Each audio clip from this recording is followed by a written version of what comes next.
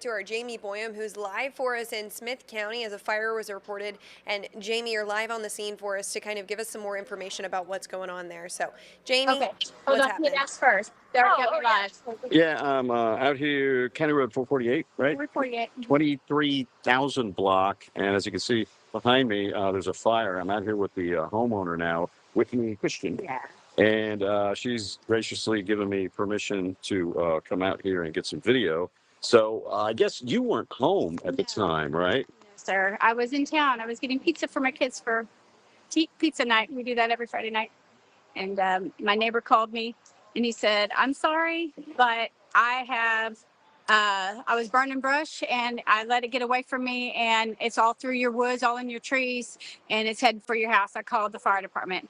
So I called another neighbor that lives across the street and he came running down here since nobody was home and said, the house was going to be okay, but we lost all over 30 years of tools and sentimental memories and things like that. My dad's cruiser, he passed away about 15 years ago. We have that, and that's melted. Hopefully can respect.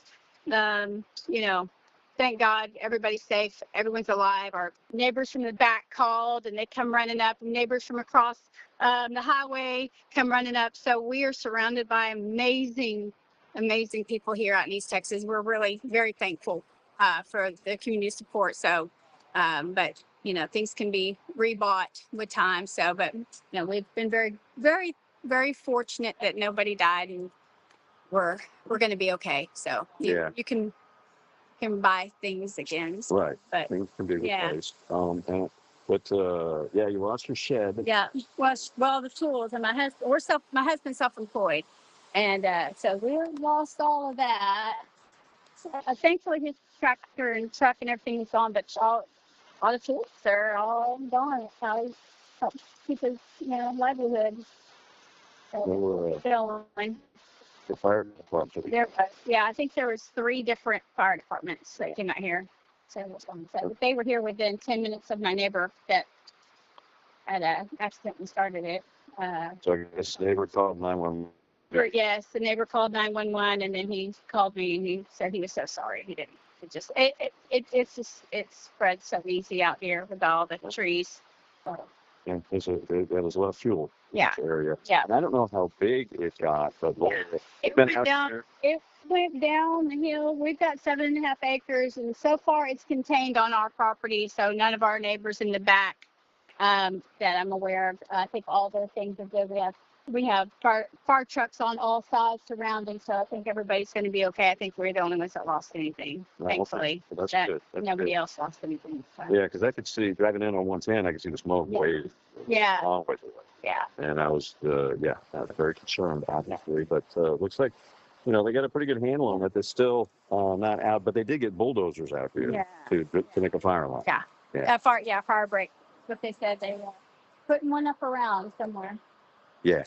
In fact, I saw it driving by just a little bit ago. So, well, that's the best part of it is everybody's okay. Yeah, everyone's okay, and just like I said, neighbors all around come out to help, and that was amazing. So it makes me feel even better about back. I've already loved East Texas, and we were glad that we moved here, but this is even more so when you really need your community family. Boy, we sure have it out in East Texas. So very, very grateful to be a part here. Thanks a lot. Thank y'all. Appreciate it. So yeah, that's pretty much the story out here. At this point, the fire departments will be out here for a while to make sure this doesn't flare back up. Of course, apparently the wind caught it and it just took off.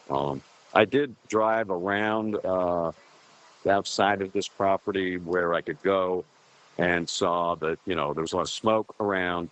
And there are, other structures off for property, other houses around, but it didn't look like there was encroachment as far as the fire goes to those other structures. But they're out here keeping a good eye on it, and they just keep pouring the water on it, trying to get it out.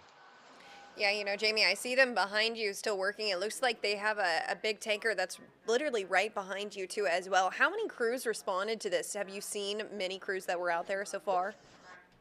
I believe it was 3 at Lindale, Sand Flats, and I think somebody else as well. Actually, I could probably walk over here a little bit closer. This is the remnants of the shed.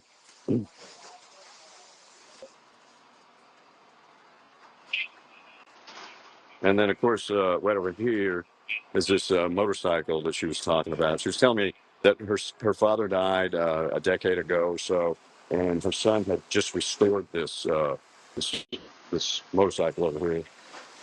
And our fire got to it, although they were able to pull it out. As you can see, it's kind of damaged. It might be salvageable, though. It probably is. Um, but at this point, the fire's back here, kind of poking through the rubble to make sure all of that's out. They don't want the sparks to fly and the thing to start back up again. So um, that's pretty much where we're at this point. No injuries